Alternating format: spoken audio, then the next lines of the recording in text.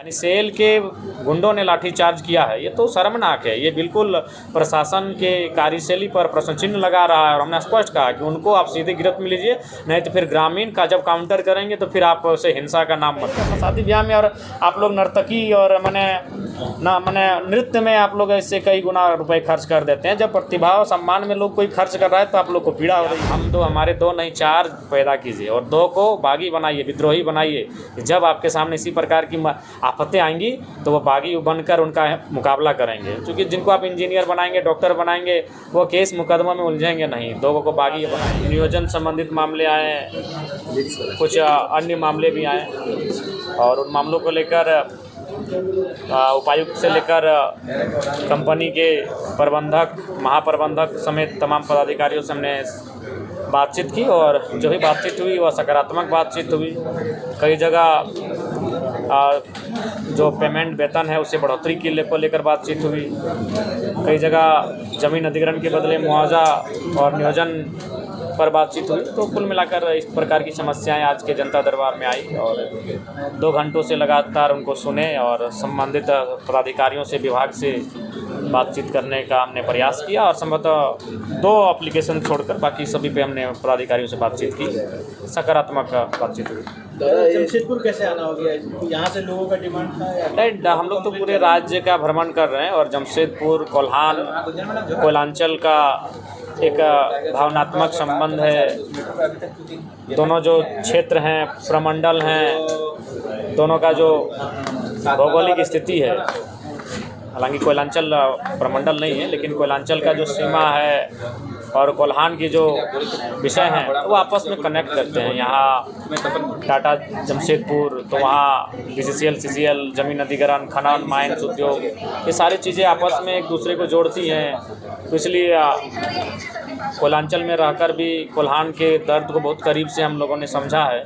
ठीक है। और अक्सर महीने में, 1.5 महीने में कोल्हान की हमारी यात्रा रही है, विगत 3 वर्षों से रही है। सिंदरी बलियापुर में जो घटना घटी रैयतों के साथ, पुलिस के सामने कंपनी के गुंडे द्वारा जो हरकत किया, कि स्पष्ट कहना चाहेंगे, झारखंडियों के पास ज़मीन है और यही हमारा सबसे बड़ा अपराध है। जब तक ये ज़मीनें हमारे पास हैं तब तक हम लोग इसी तरह मारे पीटे जाएंगे। और सबसे बड़ा दुर्भाग्य है कि हमारे राज्य की जो विधि व्यवस्था है वह लाचार हो चुकी है, गुंडों के आगे नतमस्तक हो चुकी है। ये तो दिनचर्या बन चुका है। ज़मीन अधिग्रहण का मामला जहाँ भी आता है वहाँ हमें लाठी डंडा खाना पड़ता है, वहाँ हमें लात जूते खाने पड़ते हैं। ये दिनचर्या बन चुका है। इसलिए अब इस राज्य को भी आवश्यक है एक काउंटर आंदोलन की, जहाँ चूँकि ज़मीन नहीं बचेगी तो फिर हमारा अस्तित्व ही नहीं रहेगा। हम भूगोल ही नहीं बचा पाएंगे तो संस्कृति और भाषा को कहाँ रखेंगे? भाषा संस्कृति हम पेड़ों में पक्षी बनकर थोड़ी गाएंगे। भूगोल ही नहीं रहेगा तो हमारा अस्तित्व, हमारा पहचान ही मिट जाएगा। इसलिए आज ये सिंदरी, मैंने तो अक्सर 3 वर्षों से आप मेरे भाषण में, मेरे विषयों में कॉमन अगर कुछ पाएंगे तो वो ज़मीन पाएंगे। मैंने बार बार लोगों से आग्रह भी किया, खासकर उद्योगों के आसपास रहने वाले लोगों से, खनन के आसपास रहने वाले लोगों से मैंने कहा भी था कि आप हमारे 2 नहीं 4 पैदा कीजिए और 2 को बागी बनाइए, विद्रोही बनाइए। जब आपके सामने इसी प्रकार की आफतें आएंगी तो वो बागी बनकर उनका मुकाबला करेंगे। क्योंकि जिनको आप इंजीनियर बनाएंगे, डॉक्टर बनाएंगे, वो केस मुकदमा में उलझेंगे नहीं। 2 को बागी बनाएंगे। बहुत सारे लोगों ने आलोचना किया, हमारे इन बातों का खंडन किया, तिरस्कार किया, लेकिन आज देख सकते हैं सच्चाई क्या है। हमने स्पष्ट कहा, आज अगर आपको अपनी फसल बचानी है तो घर में 1 बेटा को सांड पैदा करना ही होगा। सांड अगर नहीं होगा तो आके कोई भी बैल बकरी आपके फसलों को चर जाएगा। वही सिंदरी की घटना है। तो DSP महोदय से आपने बातें भी की हैं? नहीं, SP से बात किया हुआ है। SP महोदय से हमने बात किया, थाना प्रभारी से बात किया और हमने स्पष्ट कहा कि अगर पुलिस वर्दी में अगर लाठीचार्ज करती तो समझ में आता है कि अगर भीड़ अनियंत्रित हो रही है, किसी कार्य में बाधा उत्पन्न कर रही है तो उनको अधिकार है आंसू गैस, रबड़ गोला, लाठीचार्ज करने का। लेकिन उनके सामने जिस प्रकार से कुछ लोगों ने, यानी सेल के गुंडों ने लाठीचार्ज किया है, ये तो शर्मनाक है। ये बिल्कुल प्रशासन के कार्यशैली पर प्रश्न चिन्ह लगा रहा है। और हमने स्पष्ट कहा कि उनको आप सीधे गिरफ्त में लीजिए, नहीं तो फिर ग्रामीण का जब काउंटर करेंगे तो फिर आप उसे हिंसा का नाम मत दीजिएगा। कुछ लोग आपके ऊपर साजिश रच रहे हैं। साजिश रचेंगे, चूँकि 25 सालों में झारखंड की राजनीति में एक सरल विधायक आया है जो अपनी सैलरी को जनता को डोनेट करता है, जो सरल साधारण तरीके से जनता के बीच रहता है। तो राजशाही आज अगर भगत सिंह भी रहते तो शायद ये आज के लोग उन्हें नहीं पचा पाते। ये साम्राज्यवादी सोच के लोग, ये पूंजीवादी सोच के लोग, ये भगत सिंह को भी नहीं पचा पाते, बिरसा मुंडा को नहीं पचा पाते। तो हम तो हम जयराम महतो हैं। विधायक जयराम महतो पर थप्पड़ जड़ने का भी आरोप लग रहा है। महाराज जी साहब अफवाह है। बेल्ट भी निकाले। हम बेल्ट कभी कभार पहनते हैं। वो राज्यपाल महोदय कार्यक्रम था, शर्ट को इन करना था, इसीलिए हमने बेल्ट पहना था। अभी कई लोगों का डिमांड था, नहीं तो जनरली आज भी देखिए आप पूरा कोल्हान देखिए, पूरा पश्चिमी सिंहभूम देखिए, किसी भी कार्यक्रम में जाके देखिएगा मेरा कमर में बेल्ट कभी नहीं होता।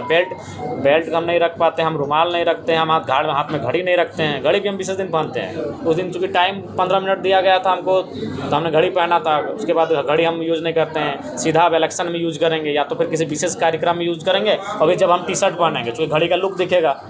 अच्छा, रैयतों को अगर इस तरह से समस्या होती है तो जयराम महतो ने कहा आंदोलन भी करना पड़े तो आएंगे, तो लीड करेंगे जयराम महतो और उनके लोग। अरे भाई, जहाँ भी ऐसा आंदोलन हो रहा है वहाँ लीड जेल कैंप ही कर रही है। चाहे रामगढ़ हो, बूढ़ाखाप हो, कोल्हान हो या धनबाद हो, हर जगह तो लीड में हम ही लोग हैं। लीड हम ही लोग कर रहे हैं। कल ही जो आपका बीआईटी में हल जोतने का मामला प्रकाश में आया, किसने लीड किया? जेल कैंप ने लीड किया, हमारे साथियों ने लीड किया। हर जगह हम लोग फ्रंट में आके खड़े हैं। झारखंड की ज़मीन को बचाने के लिए कोई अगर फ्रंट में आके खड़ा है तो जेल कैंप खड़ा है। विधानसभा में 4 बार ज़मीन के मसले को किसी ने उठाया तो जयराम महतो ने उठाया। अभी सत्र चलेगा, वहाँ भी प्रमुखता के साथ कोई उठाएगा तो जयराम महतो उठाएगा। अंतिम सवाल, आपने 75% लोगों छात्रों को दान किया, लेकिन आपके सवाल हो रहा है कि 20 लाख का पंडाले बना दिए थे। अरे भाई 20 लाख का, अरे 20 लाख राशि समझते हैं कितना बड़ा राशि होता है? उसके बाद आप स्पष्ट जान लीजिए, उसमें जो भी कार्यक्रम में बाकी जो सजावट आपने देखा उसमें विभागीय सहयोग था।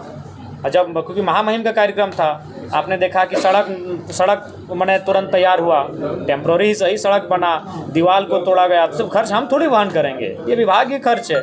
आपने विशेष नोट किया होगा कि वहाँ हमारे दल का कोई नेता मंच में नहीं था, हमारे दल का एक झंडा नहीं था, यहाँ तक कि हमने जेल कैंप शब्द का उच्चारण नहीं किया मंच में, क्योंकि ये भी गवर्नर महोदय का कार्यक्रम था, यानी दल से परे।